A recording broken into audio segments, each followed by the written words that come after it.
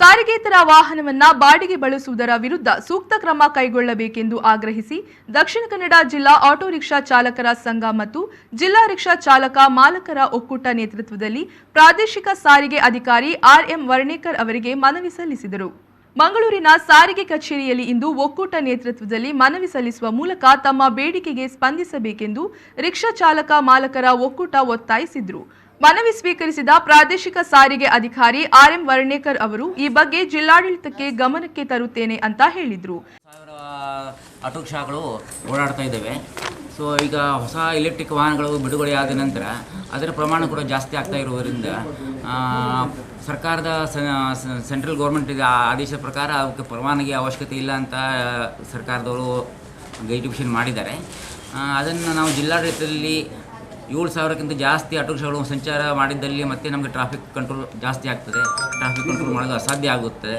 ಪಾರ್ಕಿಂಗ್ಗಳಲ್ಲಿ ಅವ್ರಿಗೆ ವ್ಯವಸ್ಥೆ ಕೊಡೋದು, ಅವರಿಗೆ ಬೇಸಿಕ್ ಇವುಗಳನ್ನು ಕೊಡೋದು, ಮಿತಿಗಳನ್ನು ಕೊಡಲು ಸಾಧ್ಯವಾಗ್ತಾ ಇಲ್ಲ. ಅದಕ್ಕೋಸ್ಕರ ಇದನ್ನು ನಮ್ಮ ದಕ್ಷಿಣ ಕನ್ನಡ ಜಿಲ್ಲಾಡಳಿತ ಹಾಗೂ RTA ಸೀಮಿತದಲ್ಲಿ ಅವರನ್ನು ಪರ್ಮಿಟ್ ಇದರಲ್ಲಿ ಬರುವಂಥ ಮಾಡಬೇಕಾಗಿ ನಾನು ಜಿಲ್ಲಾಧಿಕಾರಿಗೆ ಮನವಿ ಮಾಡ್ತಾ ಇದ್ದೀನಿ. ಇದೇ ವೇಳೆ ಮಾತನಾಡಿದ ಜಿಲ್ಲಾ ಆಟೋ ರಿಕ್ಷಾ ಚಾಲಕರ ಸಂಘ ಅಧ್ಯಕ್ಷ ವಿ ವಿಷ್ಣುಮೂರ್ತಿ ಅವರು ದಕ್ಷಿಣ ಕನ್ನಡ ಜಿಲ್ಲಾಡಳಿತ ಈ ಬಗ್ಗೆ ಗಮನ ಹರಿಸಬೇಕು, ಇಲ್ಲದ್ರೆ ಮುಂದಿನ ದಿನಗಳಲ್ಲಿ ಹೋರಾಟ ಮಾಡಲಾಗುವುದು ಎಂದು ಅವರು ಹೇಳಿದರು.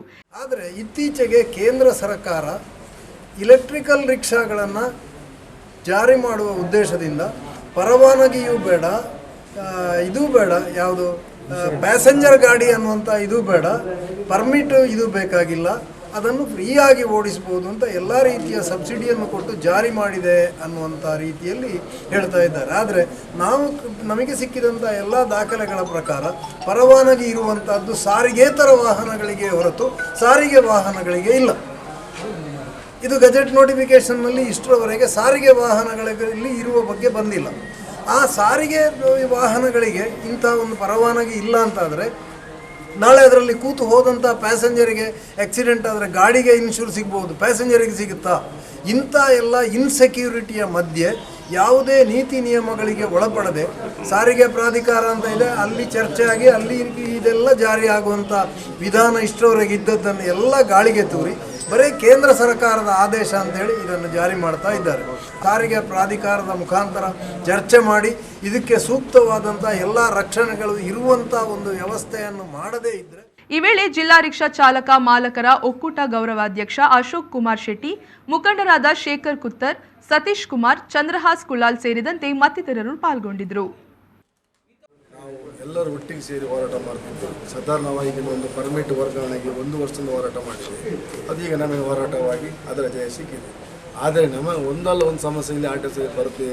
97ರಲ್ಲಿ ಒಳೆಯ ಮಾಡಿದ್ದು, ಅದರಲ್ಲಿ ಒಳೆಯ 1 ಆಯಿತು, ಒಳೆಯ 1 ಮಂಗಳೂರಿಗೆ ಆಯಿತು, ಒಳೆಯ 2 ಗ್ರಾಮಾಂತರ ಆಯಿತು, ಅವರಿಗೆ ಬರಲಿಲ್ಲ. ಅದರಲ್ಲಿ ಹೋರಾಟ ಮಾಡಿದ ಕೂಡಲೇ ಅದು ಕೂಡ ಕರೆಕ್ಟ್ ಆಯಿತು.